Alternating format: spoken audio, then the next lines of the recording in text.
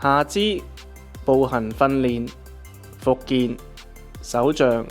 呢一款拐杖適合平衡力同埋行動能力較弱嘅長者使用。使用前要留意，拐杖應該要放喺腳旁邊，大約4寸嘅位置，之後企直，手踭屈曲成30度。